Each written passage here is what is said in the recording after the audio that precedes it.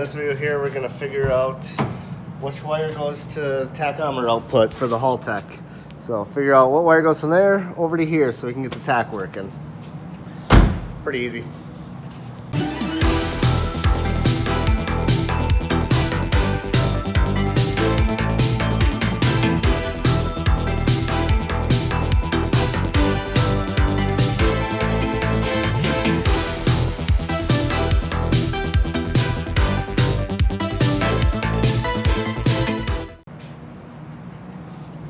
Hey, so I'm trying to get this car out of here, so the next couple of videos might be about it, but I have to figure out the wiring for the tachometer whenever he got an Iwire harness made.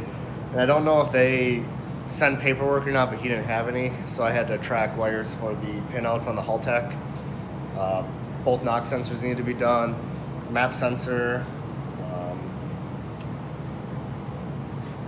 Well, there's a couple other ones, I can't think of what they are now.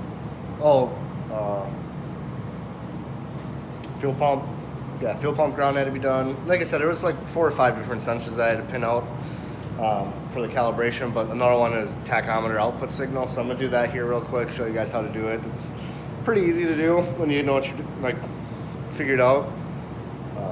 The hardest part is trying to figure out where on the OEM side of it is, but I figured all that. I'll show you guys that too. And yeah, we'll go from there. I gotta finish the fans, gotta check the power steering, then it's off to get tuned. So yeah, hopefully they have this thing out here pretty soon. Yeah, so first things you're gonna wanna do is find a wiring diagram for the OEM car. In this case, it's a Subaru Impreza RS 2.5. All we're pretty much looking for is the tachometer output signal, so that way we know which wire it is. And then we can ohm test everything. So I have the luxury of having all data, so I got it all pulled up right now. And I'll kind of show you what I did to go through it, because it's a little bit hard to understand sometimes. So here we're looking at the instrument cluster. Speedometer and tachometer output circuit right here. So one of these wires is going to be the wire that is the signal from the ECM to the gauge cluster. And the easiest way to figure out which one it is because it does speedo and tachometer. So what we did is I went over here, vehicle speed sensor, which goes over. So if you look at this wire here, this is going to be the one for the speedometer, the dark green and yellow. So it comes over to the manual transmission right here. So we know that this blue and green one is the one that we need for the tachometer. So what I'm going to do is I'm going to find the blue and green one on the back of the gauge cluster, and I'm going to ohm test every pin coming out of the Haltech Elite 2000. And once we get continuity, we know that that's the pin we need. Alright, so I've got the right pin right here. I don't know if you can really tell, but that is a blue with green. Yeah, you really can't see it, but that's the right one. So all I gotta do is I gotta go over here, and we're gonna back pin all the connectors, starting with the big pin on the Haltech, and get continuity. And once we know we have continuity, we check to see what pin it is, and we'll plug into the Haltech and yeah, change the output signal. Ow.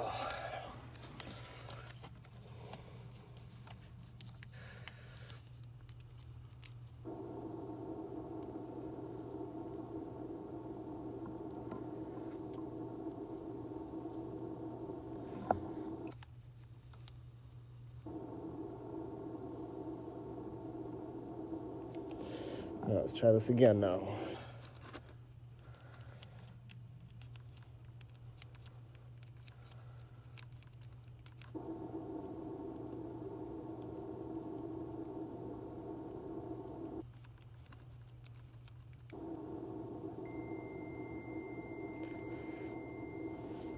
So there it is. The nice part about Haltech is they have their pins labeled. So that's the first pin, 18. Yeah, so A18 needs to be the output. Perfect.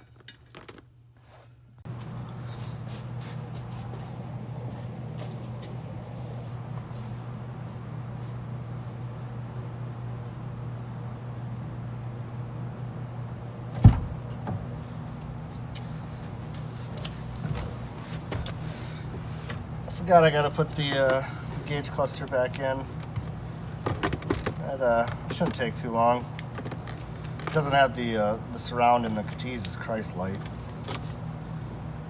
Doesn't have the surround in here, so just gotta throw this in, put a couple screws in it,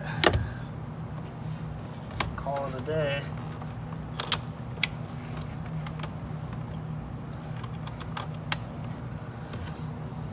And when Derek gets here, we'll be able to test to make sure everything works. So like I said, he's still got to change the output signal on the Haltech. And then it should be off to getting tuned. I gotta take it up there. I'll probably have Jack run it up there because he works there too now, and he's got a truck. Whatever. There we go. So yeah, if he runs it up there, then I won't have to worry about it. Of course, he can use my trailer, but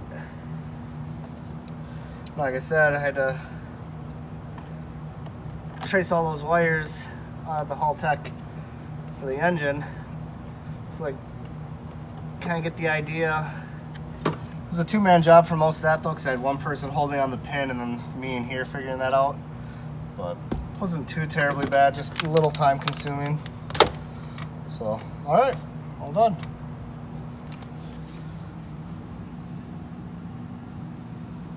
Yeah, so now that that's done, I'll just have to have Derek come by and swap over the output signal, like I said. Got to fix one of the radiator fans. It's wired incorrectly. It's not turning on. And make sure we got no power steering leaks and it's off to the tuner. So, yeah, have a couple more videos on this and be good to go. It's a right-hand turn, so that's even better. Right-hand. Well, it's all wrapped up. All right, I'll see you guys later. See ya. See ya. You don't see it in the wideband? You don't see it in the wideband. Oh.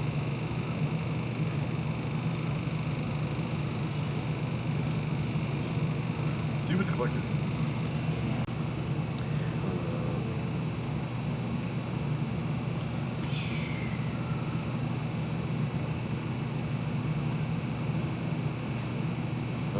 Oh wait, pulses per cycle 4. It's a 6-cylinder though. Yeah, but that's a 4-cylinder. Oh, yeah, hey, got you.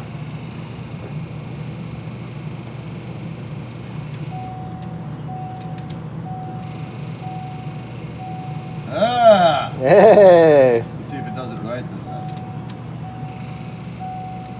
Ooh, yeah. We got tachometer!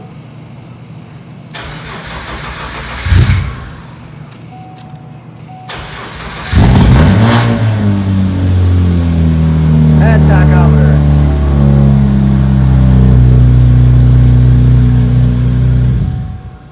That's weird. Alright, so Derek came by today and set the parameters correctly for the tachometer. We had to change the voltage on it too in the computer. So everything works good. Just gotta top out the power steering, fix the fan, and get it off to tune. So hopefully have a video here for that stuff. I don't know if I'll be there for the tuning, but yeah. It'll be definitely nice to see it go. It's been around my house a little bit too long, but a lot of that was just not really caring because of 2020, I guess. But yeah.